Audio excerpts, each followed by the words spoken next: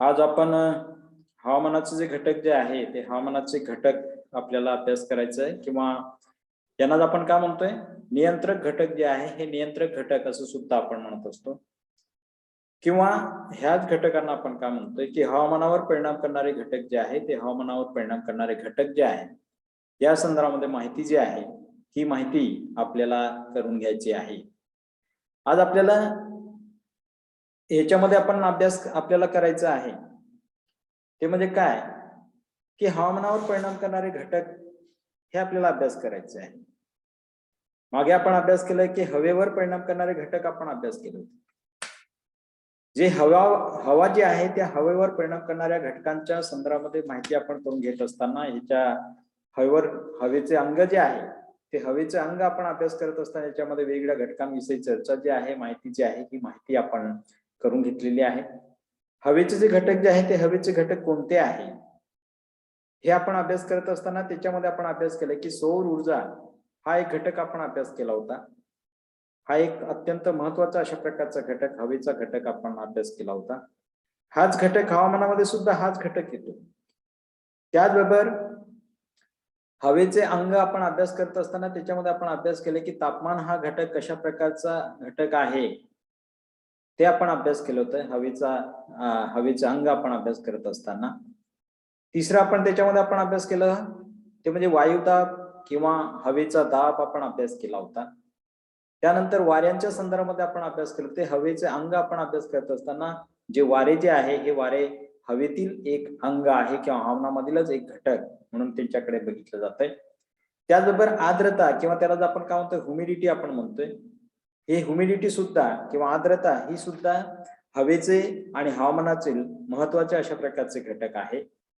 त्याचबरोबर ढग किंवा क्लाउड्स आपण म्हणतोय हे ढग आपल्याला दिसत आहे ते ढग सुद्धा हवेचेच एक अत्यंत महत्वाचे अशा प्रकारचे घटक आहे किंवा हवामानाचेच एक अत्यंत महत्वाचे अशा प्रकारचे अंग म्हणून त्यांना आपण त्याचा आपण अभ्यास करतो. त्याचबरोबर वृष्टी जी आहे ह्या वृष्टीच्या संदर्भामध्ये किंवा पर्जन्य असेल किंवा त्याला आपण काय म्हणतो प्रेसिपिटेशन आपण म्हणतोय. हे जे पर्जन्य आहे किंवा ही जी वृष्टी जी आहे ही वृष्टी सुद्धा हवेचे घटक किंवा हवेचे अंग किंवा हवामानाचे अंग किंवा हवामानाचे घटक म्हणून यांच्याकडे बघितलं जात आहे. किंवा दृश्यता जी विजिबिलिटी आहे ही विजिबिलिटी सुद्धा किंवा दृश्यता हा जो घटक जो आहे हा घटक सुद्धा अत्यंत महत्वाचा अशा प्रकारचा आहे. अत्यंत महत्वाचा अशा प्रकारचा आहे. आता हा जो विजिबिलिटी जे आहे या विजिबिलिटीचा आपण अभ्यास करत असताना किंवा दृश्यतेचा आपण अभ्यास करत असताना वातावरणामध्ये आपल्याला दृश्य स्वरूपामध्ये जे एखादं पॉइंट जे आहे किंवा एखादं ठिकाण जे आहे किंवा एखादा घटक जे आहे हे घटक लांब अंतरावर जर असेल तर ते आपण पाहू शकतो किंवा नाही पाहू शकत. काही घटक आपल्याला दिसतात तर काही घटक आपल्याला दिसत नाही. हे का दिसत नाही तर वातावरणामध्ये असणारी आर्द्रता, वातावरणामध्ये असणारं धूळ, वातावरणामध्ये असणारे धुकं किंवा वातावरणामध्ये वातावरणामध्ये होत असणारी पर्जन्यवृष्टी आणि वातावरणामध्ये असणारं ढगांचं प्रमाण याच्यावर दृश्यता जी आहे ही दृश्यता अवलंबून असते. त्याच्या संदर्भामध्ये माहिती जी आहे ही माहिती आपण मागे अभ्यास केला होता. त्याचबरोबर सूर्यप्रकाश आपण अभ्यास केला होता. हा सूर्यप्रकाश सुद्धा हवामानातील अत्यंत महत्वाचा अशा प्रकारचा घटक किंवा हवेचं अंग याच्याकडे त्या बघितलं जात असते. आता ह्याच्यामध्ये हे आपण अभ्यास करत असताना आज आपल्याला अभ्यास करायचा आहे ते म्हणजे हवामानाचे घटक किंवा ह्याच घटकांना आपण काय म्हणतोय हवामानावर नियंत्रण करणारे घटक. जे हवा जी आहे किंवा हवामान जे आहे त्या हवामानावर कशा प्रकारचं नियंत्रण ठेवत असतात या घटकांविषयी माहिती जी आहे की माहिती आपल्याला समजून घ्यायची आहे. किंवा ह्याच घटकांना आपण काय म्हणतोय हवामानावर परिणाम करणारे घटक असं सुद्धा आपण म्हणत असतोय. हे जे हवामान जे आहे त्या हवामानावर परिणाम करणारे घटक जे आहे हे हवामानावर परिणाम करणारे घटक असं सुद्धा त्यांना आपण म्हणू शकतोय. आता हवामानावर परिणाम करणाऱ्या घटकांच्या संदर्भामध्ये विचार करत असताना किंवा अभ्यास करत असताना आपल्याला असं लक्षात येत आहे की हवामान आणि हवा जी आहे त्याच्यामध्ये जे फरक करणारे जे घटक जे आहे त्या फरक करणाऱ्या घटकांना आपण काय म्हणतोय हवामानाचे घटक असं सुद्धा आपण म्हणतोय. म्हणजे हवेच्या व हवामानाच्या अंगांमध्ये फरक निर्माण करणाऱ्या ज्या बाबी ज्या असतात किंवा जे घटक जे असतात त्या घटकांना आपण काय म्हणतोय हवामानाचे घटक असे आपण म्हणत असतोय. आता हे जे हवामानाचे हे जे घटक जे आहे, हे हवामानाचे घटक त्या ठिकाणच्या हवामानावर आपला जो प्रभाव जो आहे हा आपला प्रभाव टाकताना आपल्याला दिसून येते. म्हणजेच काय, कशा प्रकारचा प्रभाव टाकत असतात, तर पृथ्वीवर सर्वत्र सारखं हवामान आपल्याला आढळत नाही. पृथ्वीवर आपल्याला हवामान जर आपण बघितलं तर विषम स्वरूपाचं हवामान आपल्याला पाहावयास मिळत आहे. म्हणजे हे जे घटक जे आहे, हे घटक हे पृथ्वीवरील जे हवामान जे आहे, हे हवामान जर समजा एकसारखे राहिले असते तर पृथ्वीवर हवामान जे आहे ते हवामान आपल्याला कसं दिसलं असतं, तर एकसारखं दिसलं असतं. परंतु हे हवामानामध्ये असणारे हे जे घटक जे आहे, त्या हवामानामध्ये असणाऱ्या घटकांचा ज्यावेळेस आपण अभ्यास करतो, त्यावेळेस पृथ्वीवर ही जी पृथ्वी आपल्याला दिसते किंवा ही पृथ्वीमध्ये असणारी जी विविधता जी आहे, ही विविधतेमध्ये मोठ्या तफावत आपल्याला दिसून येते. आणि सर्वत्र हे जे भूपृष्ठ जे आहे हे भूपृष्ठ सारखं नाही, आणि त्याचमुळे पृथ्वीवर हवामान जे आहे हे हवामान सुद्धा एकसारखं आपल्याला आढळून येत नाही, किंवा त्याच्यामुळेच आपण वेगळे प्रकार आपण करताना आपल्याला दिसतो. हवामानाचे वेगळे प्रकार आपल्याला दिसून येतात. काही ठिकाणी आपल्याला विषुववृत्तीय हवामान असं आपण म्हणतोय की विषुववृत्तावर वेगळ्याच प्रकारचं हवामान आपल्याला पाहावयास मिळत आहे, किंवा समशीतोष्ण कटिबंधामध्ये वेगळ्याच प्रकारचं हवामान आपल्याला पाहावयास मिळतंय, किंवा शीत कटिबंधामध्ये वेगळ्याच प्रकारचं हवामान आपल्याला पाहावयास मिळते. त्याच्यामध्ये मोठा तफावत जे आहे ही तफावत आपल्याला दिसून येते. आणि भूपृष्ठामध्ये मोठ्या विविधता असल्यामुळे प्रत्येक ठिकाणचं हवामान हे भिन्न भिन्न प्रकारचं आहे, आणि त्याचे प्रकार सुद्धा वेगळ्या प्रकारचे आपल्याला पाहावयास मिळते. आणि हे प्रकार कोणकोणत्या नावाने ओळखले जातात, तर काही ठिकाणी आपण बघतोय की विषुववृत्तीय हवामान अशा प्रकारचं आपण म्हणतोय की विषुववृत्तीय भाग जो आहे, किंवा या विषुववृत्तीय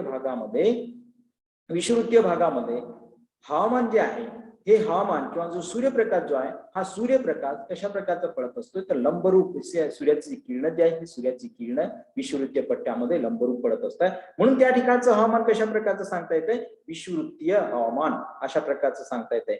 किंवा विषुववृत्तालगत असणारे जे प्रदेश जे आहे, विषुववृत्तालगत म्हणजे 23.5 अंशापर्यंत जर आपण बघितलं, किंवा या ठिकाणी हा जो पट्टा जो आहे त्या पट्ट्याला आपण काय म्हणतोय, मोसमी हवामान अशा प्रकारचं आपण म्हणतोय. की मोसमी हवामान जे आहे हे मोसमी हवामान त्या पट्ट्यामध्येच आपल्याला पाहावयास मिळत आहे.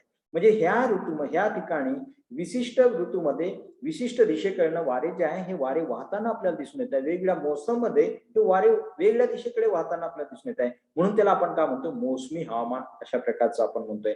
किंवा भूमध्य सागरी हवामानाचा जर विचार जर आपण केला, किंवा भूमध्य सागर जर आपण बघितलं, जमिनीच्या मधोमध अशा प्रकारचा भूपृष्ठाच्या मधोमध उत्तर गोलार्धामध्ये मधोमध जे भूमध्य सागर जे आहे, आणि त्या भूमध्य सागराच्या आजूबाजूला जर हवामान जर आपण बघितलं तर वेगळ्याच प्रकारचं हवामान त्या ठिकाणी पाहावयास मिळतंय. म्हणून त्या ठिकाणी त्याला आपण काय म्हणतोय, भूमध्य सागरी हवामान अशा प्रकारचं आपण म्हणतोय. त्याचबरोबर शीत वाळवंटी हवामान असं सुद्धा आपण म्हणतोय. शीत वाळवंटी हवामान म्हणजे काय, हे कुठं आपण आढळून येते, की ज्या ठिकाणी सूर्याची किरण पोहोचू शकत नाही, ज्या ठिकाणी सूर्याची किरण तिरकस पडतात आणि सूर्यप्रकाश जो आहे हा सूर्यप्रकाश अत्यंत कमी मिळतोय, असे जे ठिकाणं जे आहे पृथ्वीवरील असे जे ठिकाणं जे आहे त्या ठिकाणांना आपण काय म्हणतोय, शीत हवामान अशा प्रकारचं आपण म्हणतोय. किंवा शीत वाळवंटी हवामान असं सुद्धा आपण म्हणतोय.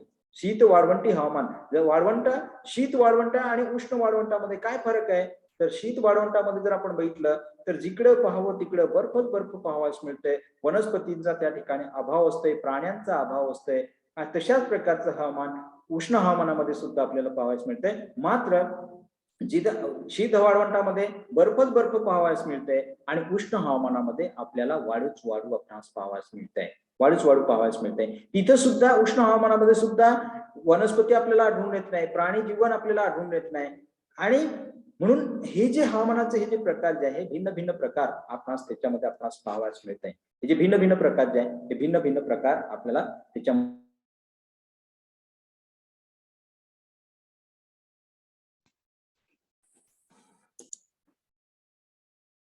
हे जे घटक जे आहे, हवामानाचे हे जे घटक जे आहे किंवा हवामानाचे हे जे प्रकार जे आहे हे भिन्न भिन्न प्रकारचे हवामान आपल्याला पाहावयास मिळत आहे. आता हे वेगवेगळ्या नावाने ओळखले जाते. हे जे हवामानाचे हे जे प्रकार जे आहे हे वेगवेगळ्या नावाने ओळखले जाताना आपल्याला दिसून येत आहे. म्हणजे आताच आपण सांगितलंय की उष्ण वाळवंटी हवामान, किंवा शीत वाळवंटी हवामान, किंवा पश्चिम युरोपीय हवामान, किंवा त्याला भूमध्य सागरी हवामान, किंवा मोसमी हवामान, किंवा विषुववृत्तीय हवामान, असे वेगवेगळे प्रकार जे आहे हे वेगवेगळ्या नावाने हे जे प्रकार जे आहे हे प्रकार ओळखले जाते. म्हणजे काही ठिकाणी उष्ण तर काही ठिकाणी थंड हवामान जे आहे हे थंड हवामान आपणास पाहावयास मिळते. म्हणजे हवामानाची जी भिन्नता जी आहे ही हवामानाची भिन्नता निर्माण करणारे जे घटक जे आहे त्या हवामानात भिन्नता निर्माण करणाऱ्या घटकांना आपण काय म्हणत असतोय, हवामानाचे नियंत्रक घटक किंवा हवामानाचे घटक असं सुद्धा आपण म्हणतोय. म्हणजे जगातील हवामानावर जे घटक परिणाम करत असतात, जे जागतिक हवामान जे आहे त्या जागतिक हवामानावर जे घटक परिणाम करत असतात किंवा हवामानावर परिणाम करणारे घटक जे आहे ते हवामानावर परिणाम करणारे घटक आपण एक आपण अभ्यास आपण त्याच्यामध्ये आपण करूया. त्याच्यामधील पहिला जो प्रकार आपल्याला सांगता येईल ते म्हणजे कुठला आहे, अक्षांश आपल्याला सांगता येईल किंवा लॅटिट्यूड हे आपल्याला सांगता येईल. हे जे अक्षांश जे आहे हे जे ह्या जो पृथ्वी गोल जो आहे ह्याचा पृथ्वी गोल जो आहे त्या पृथ्वी गोलावर जर आपण अभ्यास केला तर आपल्याला असं दिसून येतंय हे जे अक्षवृत्त जे आहे किंवा हे जे पृथ्वी गोल जे आपल्याला दिसतंय की ही जी स्लाइड तुम्हाला जी दिसते आहे त्या स्लाइड मध्ये आपल्याला असं दिसतंय की उत्तर गोलार्ध आणि दक्षिण गोलार्ध याच्यामध्ये आपल्याला पाहावयास मिळतं. तशा प्रकारचं पूर्व गोलार्ध आणि पश्चिम गोलार्ध हे सुद्धा आपल्याला पाहावयास मिळत आहे. आता याच्यामध्ये जर आपण बघितलं तर हे जे विषुववृत्त जे आहे पृथ्वीच्या मध्यातून गेलेलं हे जे मध्य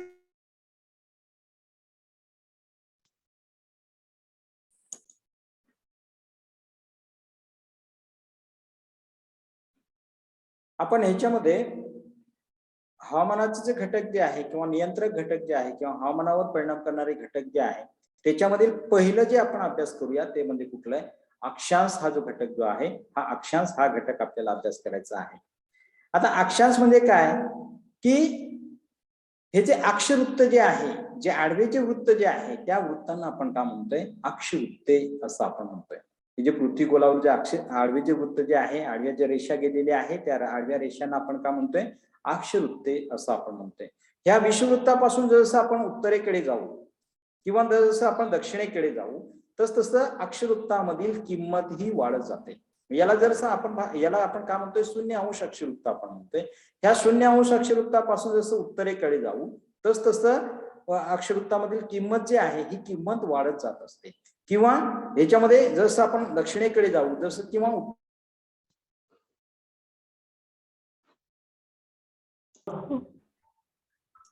हे जे अक्षांश जे आहे त्या अक्षांच्या संदर्भामध्ये आपल्याला याच्यामध्ये माहिती जी आहे ती माहिती आपल्याला करून घ्यायची आहे की हे जे वाढते अक्षवृत्त जे आहे हे जे वाढतं अक्षवृत्त म्हणजे काय, जसं आपण उत्तरेकडे जाऊ किंवा जसं आपण दक्षिणेकडे जाऊ या शून्यापासून काय होते ते अक्षवृत्तामध्ये काय होते, वाढ होत जाते. म्हणजे काय, त्याची किंमत जी आहे ही किंमत वाढत जात असते म्हणून त्यांना आपण काय म्हणतोय, उच्च अक्षांश असं आपण म्हणतोय.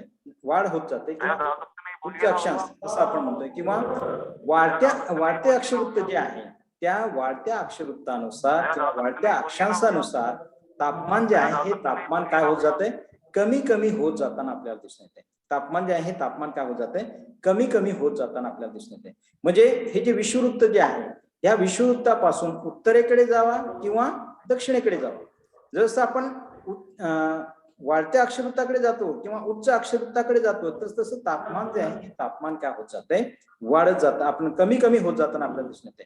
म्हणजे विषुववृत्तीय प्रदेशामध्ये ही जी सूर्याची किरणं जी आहे ही सूर्याची किरणं कसे पडत असतात, लंबरूप पडत असतात. विषुववृत्तीय पट्ट्यामध्ये सूर्याची किरणं ही लंबरूप पडतात आणि त्यामुळे कमी जागा व्यापतात. हे जे सूर्यप्रकाश किंवा ही जी सूर्याची जी किरणं जी आहे ही सूर्याची किरणं कमी जागा व्यापतात आणि कमी जागा व्यापत असल्यामुळे किंवा कमी जागा व्यापत असल्यामुळे अधिक अशा प्रकारचा सूर्यप्रकाश जो आहे हा अधिक अशा प्रकारचा सूर्यप्रकाश देताना आपल्याला दिसून येत आहे आणि त्यामुळे उष्णता जी आहे ही उष्णता अधिक मिळताना आपल्याला दिसून येते. कुठं, विषुववृत्तावर आपल्याला अधिक अशा प्रकारची उष्णता जी आहे ही उष्णता मिळताना आपल्याला दिसून येते आहे. म्हणजे उच्च अक्षांशाकडे जर आपण बघितलं तर उच्च अक्षांशाकडे तापमान हे काय होत जात आहे, कमी कमी होत जाते. जसं आपण हे शून्यापासून आपण पाहतो की उत्तरेकडे जाऊ त्या तसं अक्षवृत्तामधील किंमत जी आहे अक्षवृत्ताची किंमत सुद्धा वाढत जाते. म्हणून त्यांना आपण काय म्हणतोय, उच्च अक्षांश असं आपण म्हणतोय. म्हणजे उच्च अक्षांशाकडे सर्वात उच्च अक्षांश म्हणजे कुठलं तर 90 अंश अक्षवृत्त. म्हणून उच्च अक्षांशाकडे तापमान जे आहे हे तापमान काय होत जाताना आपल्याला दिसून येते, कमी कमी होत गेल्यामुळे वेगवेगळ्या अक्षवृत्ताच्या दरम्यान वेगवेगळे हवामानाचे प्रकार जे आहे हे वेगवेगळ्या प्रकारचे हवामानाचे प्रकार आपणास दिसून येत असतात. म्हणजे प्रदेशाच्या अक्षांशावर जर आपण बघितलं, प्रदेशाच्या अक्षांशावर त्या ठिकाणी वर्षभर दिवसाची जी लांबी जी आहे ती वर्षभर दिवसाची लांबी किती राहील हे त्या ठिकाणी मिळणारा जो सूर्यप्रकाश जो आहे त्या मिळणाऱ्या सूर्यप्रकाशावरून आपल्याला ठरवता येत असते, किंवा त्याच्यावरून आपल्याला कळतंय की वर्षभर त्या अक्षवृत्तावर किती उष्णता राहील, किंवा किती किती प्रकाश मिळेल, किंवा किती लांबी राहील, दिवसाची लांबी किती राहील, हे आपल्याला त्या ठिकाणी मिळणारा सूर्यप्रकाश जो आहे त्या मिळणाऱ्या सूर्यप्रकाशावर आपल्याला कळताना आपल्याला दिसून येते. म्हणून त्यामुळे काय होतंय की तापमानाची तीव्रता जी आहे ही तापमानाची तीव्रता व चढ उतार जो आहे हा चढ उतार आपणास कळताना आपल्याला दिसून येते. म्हणजे अशा प्रकारचा हा जो अक्षांश जो आहे हा अक्षांश अत्यंत महत्वाचा आहे. म्हणजे प्रत्येक अक्षवृत्तावर हे जे सूर्याची किरण आपण बघितली की हा जो विषुववृत्त पट्टा जो आहे ह्या विषुववृत्तीय पट्ट्यामध्ये सूर्याची किरण ही लंबरूपपणे येत असल्यामुळे आणि कमी जागा व्यापत असल्यामुळे सूर्याची किरण कमी जागा व्यापत असल्यामुळे जास्त उष्णता त्या भागामध्ये मिळत असते. आणि उच्च अक्षांशाकडे सूर्यप्रकाश जो आहे हा सूर्यप्रकाशाची किरण हे तिरकस पडत असल्यामुळे जास्त जागा व्यापत असतात, जास्त जागा व्यापत असतात आणि जास्त जागा व्यापल्यामुळे उष्णता जी आहे ही उष्णता विखुरली जाते. त्यामुळे त्या भागामध्ये उच्च अक्षांशाकडे तापमान जे आहे हे तापमान आपणास कमी आपणास पाहावयास मिळते. हे आपल्याला हवामानावर परिणाम करणाऱ्या घटकांचा विचार करत असताना अक्षांश हा घटक आपणास सांगता येते. दुसरा घटक आपणास कुठला सांगता येते, दुसरा घटक समुद्र सपाटीपासून उंची हा एक घटक सांगता येते की एखादं ठिकाण जे आहे त्या ठिकाणाची उंची किती आहे त्याच्यानुसार हवामान जे आहे हे हवामान अवलंबून असते, हवामान अवलंबून असते. म्हणजे समुद्र सपाटीपासून हवामान आपण भूपृष्ठ जे आहे हे भूपृष्ठ किती उंचीवर आहे, किंवा एखादा पर्वतीय भाग आहे तो पर्वतीय भाग समुद्र सपाटीपासून किती उंचीवर आहे, त्याच्यावरनं आपल्याला त्या ठिकाणचं हवामान जे आहे हे हवामान आपणास समजत असते. म्हणजे समुद्र सपाटीपासून उंची जर आपण विचार जर आपण केला तर इकडे ह्या भागामध्ये जर आपण पाहिलं तर समुद्र सपाटीची उंची किती असते, समुद्र सपाटीची उंची ही 0 आपण सी असते, म्हणजे 0 असते, 0 असते. त्याला आपण काय म्हणतो, सी लेवल असं आपण म्हणतो. म्हणजे समुद्र सपाटीची उंची ही 0 असते. या ठिकाणी समुद्र सपाट जे आहे, समुद्राचा सपाट भाग आहे त्या भागाला आपण काय म्हणतोय, 0° असं आपण म्हणतोय. त्या 0° जी पातळी, जी समुद्राची पाण्याची जी पातळी जी आहे त्या पातळीपासून वर उंची मोजली जाते आणि खाली काय मोजली जाते, खोली मोजली जाताना आपल्याला दिसून येते. म्हणजे समुद्र सपाटीपासून जसे उंच जावे, ही जी समुद्र सपाटी जी आहे त्या समुद्र सपाटीपासून जसं आपण उंच जातोय तसं तापमान जे आहे हे तापमान सुद्धा काय होत जाते, कमी कमी होत जाताना आपल्याला दिसून येते. म्हणजे जसे उंच जावे तसे दर 160 सेंटीमीटरला, दर 160 मीटरला, 160 सेंटीमीटर म्हणण्यापेक्षा 160 मीटर उंचीवर 1°C तापमान जे आहे हे तापमान कमी होत आहे. म्हणजे समुद्र सपाटीपासून जसे उंच जावे तसे दर 160 मीटरला 1°C तापमान जे आहे हे तापमान काय होत असते, कमी होत असताना आपल्याला दिसून येते. त्याचबरोबर वायुभार देखील काय होते, कमी होते. जसं आपण उंचावर जाऊ तसं हवेमधील जो दाब जो आहे हा हवेमधील दाब सुद्धा काय होत जात असतोय, कमी होत जात असते, कमी होत जात असते. म्हणजे वायुभार देखील काय होतोय, कमी होताना आपल्याला दिसून येते. त्याचा परिणाम कशावर होत असतोय, त्याचा परिणाम त्या ठिकाणच्या हवामानाचे, ते जे प्रदेश जो आहे त्या प्रदेशाच्या हवामानाच्या स्थितीवर त्याचा परिणाम होत असतोय. अनेक ठिकाणी पर्वतरांगा आपल्याला पाहावयास मिळतात, अनेक ठिकाणी पर्वतरांगा आहे आणि ह्या अनेक ठिकाणी असणाऱ्या पर्वतरांगातील हे जे अडथळे जे आहे हे अडथळे निर्माण झाले असल्यामुळे त्या ठिकाणचं हवामान जे आहे हे हवामानामध्ये मोठ्या प्रमाणात भिन्नता जी आहे ही भिन्नता आपणास पाहावयास मिळते. आता सांगायचा उद्देश काय की जसं आपण उंचावर जाऊ तसं तापमान जे आहे तापमान काय होत असते, कमी होत जाते. म्हणजे वातावरणामध्ये जसं आपण उंचावर जाऊ तसं तापमान हे कमी होत जाते. तसंच जर समजा आपण विषुववृत्तीय भागामध्ये जरी समजा बघितलं, एखादा पर्वतीय भाग आला असेल आणि त्या पर्वतीय भागामध्ये तो समुद्र सपाटीपासून उंच असेल तर त्या ठिकाणी उंचावर तापमान जे आहे तापमान काय होत जाताना आपल्याला दिसून येते, कमी होत जाताना आपल्याला दिसून येते.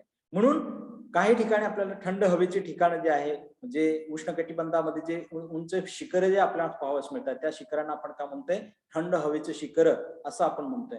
कारण का समुद्र सपाटीपासून त्याची उंची जी आहे ही उंची जास्त आपणास पाहावयास मिळत आहे. आणि याचा विचार करत असताना किंवा अभ्यास करत असताना आपल्याला हे एक फॉर्म्युला आपल्याला लक्षात ठेवावा लागणार आहे. तो म्हणजे कुठला आहे, तर 160 मीटरला 1 डिग्री सेल्सिअसने तापमान जे आहे हे तापमान काय होत जातंय, कमी होत जाते. वातावरणामध्ये हे तापमान हे काय होत जातंय, कमी होत जाताना आपल्याला दिसून येते. आणि त्यामुळे हे जे तापमानाच्या हे जे सीमा जे आहे, त्या तापमानाच्या सीमा निश्चित करण्यासाठी समुद्र सपाटीपासूनची उंची जी आहे, ही समुद्र सपाटीपासून उंची हा जो घटक जो आहे, हा घटक सुद्धा अत्यंत महत्वाचा आहे. म्हणजे हवामानाचे जे घटक आपण अभ्यास करत असताना किंवा हवामानावर नियंत्रण करणारे घटक आपण अभ्यास करत असताना समुद्र सपाटीपासूनची उंची जी आहे, ती उंची सुद्धा एक अत्यंत महत्वाचा अशा प्रकारचा घटक आहे. आणि हे घटक हवामानावर परिणाम करताना दिसून येताना आपल्याला दिसत आहे. त्याचबरोबर तिसरं आपल्याला ह्या ठिकाणी सांगता येते ते म्हणजे कुठलं आहे, जमीन व पाण्याचं वितरण. जमीन आणि पाण्याचं वितरण कशा प्रकारचं आहे हे समजून घेणं अत्यंत महत्वाचं आहे. आता पृथ्वीवर जर विचार जर आपण केला तर पृथ्वीवर पाण्याचं जे प्रमाण जे आहे, पाण्याचं प्रमाण किती आहे, 71% पाणी आहे. आणि जमीन जी आहे ही जमीन 29% जमीन आहे, 29% जमीन आहे. परंतु जमीन आणि पाण्याचं वितरण आपण अभ्यास करत असताना समुद्र सपाटीपासूनचे अंतर आपल्याला लक्षात घ्यावं लागणार आहे. अंतर आपल्याला लक्षात घ्यावं लागणार आहे. म्हणजे हवामानावर आपण काय बघतोय आहे, आपण हवामानावर कशा प्रकारचा परिणाम होते. आता बघूया आपण की किनारवर्ती प्रदेश जे आहे, किनारवर्ती प्रदेश आहे किंवा भारताचा नकाशा आपल्या डोळ्यापुढे ठेवा आणि त्या किनारवर्ती भागाचं निरीक्षण करा. किनारवर्ती भागाकडे जर आपण निरीक्षण जर आपण केलं तर त्या ठिकाणी सूर्यप्रकाश आपल्याला जास्त मिळत असतोय. मात्र पाणी जास्त असल्यामुळे आणि सूर्यप्रकाशही चांगल्या प्रकारचा मिळत असल्यामुळे त्या पाण्याचं इव्होपरेशन किंवा बाष्पीभवन मोठ्या प्रमाणात होते. आणि बाष्पीभवन मोठ्या प्रमाणात झाल्यामुळे त्या हवेमध्ये आर्द्रतेचं प्रमाण किंवा सापेक्ष आर्द्रतेचं प्रमाण जास्त असतंय. आणि त्यामुळे तापमान जे आहे हे तापमान उंचीवर जास्त, हे जे तापमान आहे हे तापमान वाढत नाही. आणि त्यामुळे आर्द्रता जी आहे ही आर्द्रता, वातावरणामधील आर्द्रता आणि तापमान याच्यामुळे त्या ठिकाणी हवामान कशा प्रकारचं झालेलं असतंय, दमट स्वरूपाचं हवामान झालेलं असतंय. आणि थोडं ह्या मध्य भारताकडे जर आपण बघूया तर मध्य भारतामधील हवामान जे आहे हे हवामान कोरडं असतंय किंवा उष्ण आपणास पाहावयास मिळत आहे. म्हणजे हे जे जमीन आणि पाणी याच्या रचनेचा आणि वितरणाचा अभ्यास जो आहे किंवा वितरणाचा जो परिणाम जो आहे, हा वितरणाचा परिणाम हवामानाच्या नियंत्रणावर होताना आपल्याला दिसून येते. हवामानाच्या नियंत्रणावर होताना आपल्याला दिसून येते. म्हणजे काय, जमीन व पाणी याच्या तापण्यामधील जी भिन्नता जी आहे, ही तापण्यातील भिन्न गुणधर्मामुळे देखील हवामानावर परिणाम होताना आपल्याला दिसून येते. आता पाण्याचं गुणधर्म काय आहे, पाणी हे उशिरा गरम होतंय आणि उशिरा थंड होते. जमिनीचं गुणधर्म काय आहे, जमीन ही लवकर गरम होते आणि लवकर थंड होते. म्हणजे हे जे गुणधर्म जे आहे, ह्या गुणधर्मामुळे याच्यामुळे सुद्धा हवामानावर जे आहे त्या हवामानावर परिणाम होताना आपल्याला दिसून येत आहे. म्हणजे किनारपट्टीच्या भागात तापमान जे आहे किंवा हवामान जे आहे हे हवामान कशा प्रकारचं असतंय, सम आपल्याला दिसून येते. तर खंडीय भागामध्ये, जे खंडाच्या मध्य भागामध्ये जर आपण बघितलं तर खंडाच्या मध्य भागामध्ये हे जे तापमान जे आहे हे तापमान कशा प्रकारचं असतंय, विषम स्वरूपाचं असतंय. विषम स्वरूपाचं आपल्याला दिसून येते. म्हणजे समुद्र किनाऱ्यावर दिवसा जे आहे हे दिवसा व किंवा उन्हाळ्यात हवेत जास्त तापमान आढळून येत नाही. कुठं, समुद्र किनाऱ्यावर दिवसा. तसेच रात्री व हिवाळ्यात सुद्धा तापमान एकदम कमी सुद्धा होत नाही. कुठं, समुद्र किनारवर्ती भागामध्ये. म्हणून अशा प्रकारचा. आणि ह्याच्यामध्ये आपण बघितलं, ह्याच्यामध्ये जमीन आणि पाण्याचं ह्याच्यामध्ये सर्कल दिलेलं आहे. ह्याच्यामध्ये पाणी जमिनीचं ह्याच्यामध्ये ह्या ठिकाणी दिलेलं आहे की हे जे पाणी जे आहे ह्या पाण्याचं काय होत असतंय, इव्होपरेशन होत असतंय. आणि हे जे समुद्राचं पाणी जे आहे त्या समुद्राच्या पाण्याचं इव्होपरेशन झाल्यानंतर हे जे पाणी जे आहे ह्या पाण्याचं बाष्पीभवन होतंय, त्याचं ढगांमध्ये रूपांतर होतंय, नंतर त्याचं सांद्रीभवन होतंय. सांद्रीभवन झाल्यानंतर त्याची पर्जन्यवृष्टी होते. परत हे पाणी जे आहे हे पाणी समुद्रापर्यंत जात असतं. अशा प्रकारचे हे जे सर्कल जे आहे हे सर्कल चालतच असतंय. मात्र जमीन आणि पाण्याचं जे वितरण आपण अभ्यास करत असताना किंवा पाण्याचं गुणधर्म हे वेगळ्या प्रकारचं आहे आणि जमिनीचं गुणधर्म हे वेगळ्या प्रकारचं आहे आणि त्याच्यामुळे त्या ठिकाणचं हवामान जे आहे त्या हवामानावर हे जे घटक जे आहे हे घटक परिणाम करताना आपल्याला दिसून येत आहे. म्हणजे अशा प्रकारचं हे तिसरं घटक आपल्याला याच्यामध्ये आपल्याला घेता येईल. आणि त्याच्यामधील चौथा घटक आपल्याला अभ्यास करता येते ते म्हणजे कुठला आहे, कमी आणि जास्त दाबाची अस्थायी केंद्र. कमी आणि जास्त दाबाचे अस्थायी केंद्र. आता कमी दाब आणि जास्त दाब आपण म्हणतो.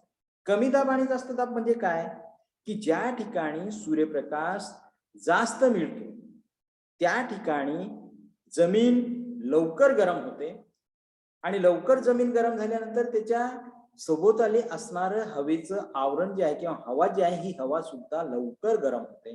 लवकर गरम झाल्यामुळे ती जी हवा जी आहे ती हवा हलकी होते आणि हलकी झाल्यामुळे ही हवा वर वातावरणामध्ये जाते. वर वातावरणामध्ये जाते. आता ही ज्या ठिकाणी कमी जास्त जास्त किरणे पडत आहे, जास्त सूर्यप्रकाश मिळतोय त्या ठिकाणी कमी दाब निर्माण झाला. म्हणजेच काय, त्या ठिकाणची हवा हलकी झाली आणि ती वर गेली. ती जागा, ती जी पोकळी जी आहे ही पोकळी निर्माण भरून काढण्यासाठी जे जास्त दाबाचे जे केंद्र जे आहे, ज्या ठिकाणी सूर्यप्रकाश कमी मिळतोय त्या ठिकाणी हवेला दाब जास्त असतोय आणि हवेला दाब जास्त असल्यामुळे ते त्या केंद्रांना आपण काय म्हणतोय, जास्त दाब आपण म्हणतोय. म्हणजे समुद्रामध्ये जर आपण बघितलं तर समुद्राचं हे जे पाणी जे आहे हे समुद्राच्या पाण्याचा जर आपण विचार जर आपण केला तर त्या जमीन आणि पाण्याचा गुणधर्म मागेच आपण बघितला की जमीन ही लवकर गरम होते, लवकर थंड होते आणि पाणी हे लवकर आपण उशिरा गरम होते आणि उशिरा थंड होते. हे पाण्याचं गुणधर्म आहे. तशा प्रकारचे जास्त दाबाची केंद्र आणि कमी दाबाची अस्थायी केंद्र जे आहे हे अस्थायी केंद्र अभ्यास करणं अत्यंत महत्वाचं आहे. म्हणजे तापमानाच्या भिन्नतेमुळे वातावरण जे आहे हे वातावरणात कमी जास्त दाबाची केंद्र निर्माण होतात. म्हणजे हे जे वातावरण जे आहे हे जे तापमान जे आहे ह्या तापमानाच्या भिन्नतेमुळे हे जे तापमान जे आहे ह्या तापमानाच्या भिन्नतेमुळे वातावरणात कमी जास्त दाबाचे केंद्र जे आहे कमी जास्त दाबाचे केंद्र जे आहे हे कमी जास्त दाबाचे केंद्र हे निर्माण होतात. म्हणजे जास्त दाबाच्या प्रदेशात ढगांची निर्मिती होत नाही. ज्या ठिकाणी जास्त दाब असतात त्या ठिकाणी ढगांची निर्मिती होत नाही. आता आपल्याला माहित आहे की जमिनीवरच पाऊस जास्त का पडतोय, समुद्रामध्ये पाऊस का पडत नाही जास्त, समुद्राच्या किनाऱ्यावरच आपण पाऊस जो आहे हा पाऊस जास्त पडत असतोय. जमिनीवर का पडत नाही, आपण जमिनीवरच हे जे ढग जे ज्या ठिकाणी जमीन जास्त आहे अशा ठिकाणी किंवा जमिनी लगत असे जे भाग जे आहे अशा ठिकाणी ढगांची निर्मिती जी आहे ढगांची निर्मिती होताना आपल्याला दिसून येत आहे. म्हणजे जास्त दाबाच्या प्रदेशात ढगांची निर्मिती होत नाही. जे ढग आपल्याला दिसत आहे ज्या ठिकाणी जास्त दाब आहे अशा ठिकाणी ढग जे आहे हे ढग निर्माण होत नाही. तर आणि पाऊस सुद्धा पडत नाही अशा ठिकाणी. म्हणजे त्या ठिकाणी हवा ज्या जास्त दाबाच्या ठिकाणी हवा कशा प्रकारची असते, शांत अशा प्रकारची हवा राहते. मात्र कमी दाबाच्या प्रदेशामध्ये जास्त दाबाकडून वारे जे आहे हे जास्त दाबाकडे वारे हे वाहताना कमी दाबाच्या प्रदेशात जास्त दाबाकडून वारे जे आहे हे जास्त दाबाकडून वारे हे वाहताना आपल्याला दिसून येते. नेहमी वाऱ्याची दिशा ही कशा प्रकारची असते, जास्त दाबाकडून कमी दाबाकडे हे जे वारे जे आहे हे वारे वाहताना आपल्याला दिसतात. आणि त्या भागात जो जमिनीचा भाग जो आहे ह्या जमिनीच्या भागामध्ये ऊर्ध्वगामी हालचाली मोठ्या प्रमाणात निर्माण होत असतात. ऊर्ध्वगामी हालचाली म्हणजे आता तुम्हाला सांगितलंय की जमीन ही लवकर गरम होते आणि लवकर थंड होते. आता जमीन लवकर गरम झाल्यामुळे त्याचं आजूबाजूचं वातावरण गरम होते, हवा गरम होते, परत त्याचा वरचा लेअर गरम होते आणि त्याच्यामुळे परत वर गेल्यानंतर ती जी तापमान कमी झाल्यानंतर ती जी हवा परत उष्ण होते, परत थंड होते. थंड झाल्यामुळे त्याच्यामध्ये जो दाब जो आहे हा जास्त दाब निर्माण होतोय. परत ही सर्क्युलेशन जे आहे किंवा हे जे अभिसरण प्रक्रिया जी आहे ऊर्ध्वगामी अभिसरण प्रक्रिया जी आहे हे ऊर्ध्वगामी प्रवाह तयार होताना आपल्याला दिसून येतात आणि त्यामुळे ढगांची जी निर्मिती जी आहे ही ढगांची निर्मिती होताना आपल्याला दिसून येते आणि पाऊस जो आहे हा पाऊस पडताना आपल्याला दिसून येते. अशा प्रकारे अस्थायी दाब जे आहे हे अस्थायी दाब केंद्रांचा परिणाम कशावर होत असतोय, हवामानावर होताना आपल्याला दिसून येते. हवामानावर होताना आपल्याला दिसून येते. त्याचबरोबर पाचवं कारण आपल्याला सांगता येते ते म्हणजे कुठले, प्रचलित वारे. हे एक आपल्याला पाचवं कारण आपल्याला ह्याच्यामध्ये आपल्याला सांगता येते. आता हे जे प्रचलित वारे जे आहे ह्या प्रचलित वाऱ्यांच्या संदर्भामध्ये आपण अभ्यास करत असताना हे जे प्रचलित वारे जे आहे हे प्रचलित वाऱ्यांचा आपण अभ्यास करत असताना याच्यामध्ये आपल्याला काय सांगता येते की वारे जे आहे हे वारे नेहमी वाऱ्यांची दिशा आपण बघतो आहे वेगळ्या मोसममध्ये वेगळ्या दिशेने वाहतात वारे, परंतु पृथ्वीच्या परिवलन ही जी क्रिया जी आहे त्या परिवलनामुळे पृथ्वीवर हे जे वारे जे आहे हे प्रचलित दिशेमध्ये आपल्याला वाहताना आपल्याला दिसून येत आहे. म्हणजे वारे ज्या प्रदेशातून वाहतात त्या प्रदेशातील तापमान जे आहे हे तापमान व आर्द्रतेचे गुणधर्म त्यामध्ये असतात. म्हणजे वारे जे आहे हे वारे ज्या दिशेकडनं वाहतात त्या वाऱ्यांमध्ये, ज्या दिशेकडनं वाहेल त्या वाऱ्यांमध्ये काय दिसून येते की त्या प्रदेशातील तापमान आणि आर्द्रतेचे गुणधर्म त्याच्यामध्ये असतात. आर्द्रतेचे गुणधर्म मोठ्या प्रमाणात त्याच्यामध्ये असतात. आपल्याला माहिती आहे की ज्या वेळेस उन्हाळा ऋतू जून महिना किंवा मे महिना सुरू झाल्यानंतर आपल्याकडे वारे जे आहे हे समुद्राकडून वारे व्हायला सुरुवात होतात आणि समुद्राकडून वारे वाहत असताना त्या समुद्राकडून वारे वाहत असल्यामुळे त्या वाऱ्यांमध्ये कोणकोणते गुणधर्म असतात, त्या वाऱ्यांमध्ये आर्द्रता मोठ्या प्रमाणात असते. आर्द्रता मोठ्या प्रमाणात असते आणि आर्द्रता मोठ्या प्रमाणात असल्यामुळे किंवा हे जे पाण्याचं जे प्रमाण जे आहे पाण्याचं प्रमाण त्या वाऱ्यांमध्ये त्या ढगांमध्ये मोठ्या प्रमाणात असते आणि त्यामुळे पाऊस जो आहे हा पाऊस पडताना आपल्याला दिसून येते. त्यामुळे मोसमी हवामानामुळे आपल्याला पाऊस जो आहे किंवा नैऋत्य मोसमी वारे जे आहे ह्या नैऋत्य मोसमी वाऱ्यांकडनं आपल्याला मोठ्या प्रमाणात पाऊस जो आहे या पर्जन्यवृष्टी जी आहे ही पर्जन्यवृष्टी मोठ्या प्रमाणात होताना आपल्याला दिसून येते. आता तेच वारे ज्या वेळेस उत्तरेकडनं वाहतात किंवा ईशान्येकडनं वाहतात हे वारे, त्यावेळेस जमिनीवरनं हे वारे वाहत असतात आणि जमीन ही जी आहे ती कशा प्रकारची असते, जमिनीवर पाण्याचं प्रमाण कमी असते आणि वारा जो आहे हे वारा वाहत असेल तर ती कोरडे हा वारे जे आहे का कोरडी हवा जी आहे ती कोरडी हवा वाहताना आपल्याला दिसून येते. त्यामुळे हिवाळ्यामध्ये आपल्याला जी कोरडी हवा वाहत असते त्यामुळे आपल्या शरीराची ही कातडी जी आहे त्या शरीराच्या कातडीवर मोठ्या प्रमाणात भेगा वगैरे पडताना आपल्याला दिसून येतात, चिरा वगैरे भेगा वगैरे पडताना आपल्याला दिसून येतात. तसेच आपण हे जे आग्नेयकडून येणारे हे जे वारे जे आहे ह्या वाऱ्यांकडनं किंवा नैऋत्य वारे जे आहे ह्या नैऋत्य वाऱ्यांकडनं त्या वाऱ्यांमध्ये पावसाचं प्रमाण पण आर्द्रतेचं प्रमाण जास्त असतं. त्यामुळे आपल्या कातडी जी आहे ही टवटवीत आपल्याला त्यावेळेस आपल्याला पाहावयास मिळते. म्हणजे ही जे प्रचलित वारे जे आहे हे प्रचलित वारे आताच काय सांगितलं की हे जे वारे ज्या प्रदेशातून वाहतात त्या प्रदेशातील तापमान व आर्द्रतेचे गुणधर्म जे आहे त्याच्यामध्ये काय असतात तर गुणधर्म त्याच्यामध्ये येताना आपल्याला दिसून येतात. उष्ण प्रदेशातून वारे वाहताना उष्ण, तर थंड प्रदेशातून वाहताना त्या वाऱ्यांमध्ये कोणता गुणधर्म असतो तर थंड वारे निर्माण होताना आपल्याला दिसून येतात. आपण उत्तरेकडे आता बघतो आपण आजची परिस्थिती आपण बघतोय की उत्तरेकडे जे शीत वारे जे आहे हे शीत वारे आपल्याकडे मोठ्या प्रमाणात वाहताना आपल्याला दिसून येते. त्याच्यामुळे थंडीचं प्रमाण जे आहे ते वाढलेलं आपल्याला पाहावयास मिळते. तशाच प्रकारे उन्हाळ्यामध्ये सूर्यप्रकाश त्या भागामध्ये उत्तरेकडील भागामध्ये सूर्यप्रकाश लंबरूप किरण त्या भागामध्ये पडत असतात, तो जी भूपृष्ठ गरम होताना आपल्याला दिसून येते. त्यामुळे हे जे उष्ण लहरी जी आहे ह्या उष्ण लहरी सुद्धा वाहताना आपल्याला दिसून येतात. म्हणजे थंड प्रदेशातून येणाऱ्या वाऱ्यांमुळे तापमानामध्ये काय होत असते घट निर्माण होत असते आणि वारे बाष्पयुक्त असल्यास वारे जर बाष्पयुक्त असेल तर त्याच्यामध्ये त्या वाऱ्यामधून मोठ्या प्रमाणात पाऊस जो आहे हा पाऊस पडताना आपल्याला दिसून येत आहे. किंवा व्यापारी वारे जे आहे हे जे व्यापारी वारे जे आहे त्या व्यापारी वाऱ्यामुळे उष्ण कटिबंधातील जे पूर्व किनारे जे आहे ते पूर्व किनारे कशा प्रकारचे निर्माण होत असतात तर उबदार निर्माण होताना आपल्याला दिसून येतात. तर पश्चिमी वाऱ्यामुळे तापमान, आर्द्रता आणि पर्जन्य या घटकावर मोठ्या प्रमाणात परिणाम जो आहे हा मोठ्या प्रमाणात परिणाम होताना आपल्याला दिसून येत आहे. म्हणजे अशा प्रकारचा हा जो घटक जो आहे प्रचलित वारे हा एक घटक आपल्याला याच्यामध्ये आपल्याला सांगता येईल. त्यानंतर 6वं घटक आपल्याला सांगता येईल हवामानाचे घटक किंवा हवामानाचे नियंत्रक घटक किंवा हवामानावर परिणाम करणाऱ्या घटकांचा संदर्भामध्ये विचार करत असताना सागरी प्रवाह हे सुद्धा मोठ्या प्रमाणात हवामानावर परिणाम करताना आपल्याला दिसून येत आहे. म्हणजे महासागर जे आहे त्या महासागरांमध्ये मोठ्या प्रमाणात जे सागरी प्रवाह जे आहे हे सागरी प्रवाह वाहताना आपल्याला दिसून येतात.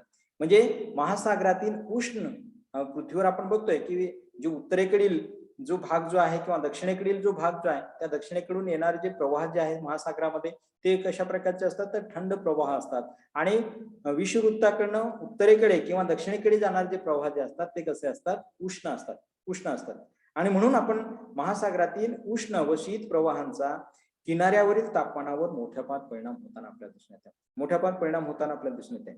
उच्च अक्षवृत्तीय प्रदेशावरून किंवा उच्च अक्षवृत्तीय प्रदेश जे आहे त्या उच्च अक्षवृत्तीय प्रदेशाच्या जवळून जाणारे उष्ण प्रवाह त्या ठिकाणी जर गेल्यास तेथील हवामान उबदार व आल्हाददायक अशा प्रकारचं होत असतं, तर त्या भागामध्ये पर्जन्यवृष्टी जी आहे पर्जन्यवृष्टी मोठ्या निर्माण होताना आपल्याला दिसून येते किंवा पर्जन्यवृष्टी होताना आपल्याला दिसून येते. म्हणजे पर्जन्याचे प्रमाण सुद्धा वाढताना आपल्याला दिसून येते. किंवा आपल्याला माहिती आहे ही जी गल्फ स्ट्रीम जी आहे, या गल्फ स्ट्रीमच्या हे जे उष्ण प्रवाह जे आहे, त्या गल्फ स्ट्रीमच्या उष्ण प्रवाहामुळे हा जो गल्फ स्ट्रीम जे आहे त्या गल्फ स्ट्रीमच्या उष्ण प्रवाहामुळे काय होत असते की पश्चिम युरोपचे हवामान जे आहे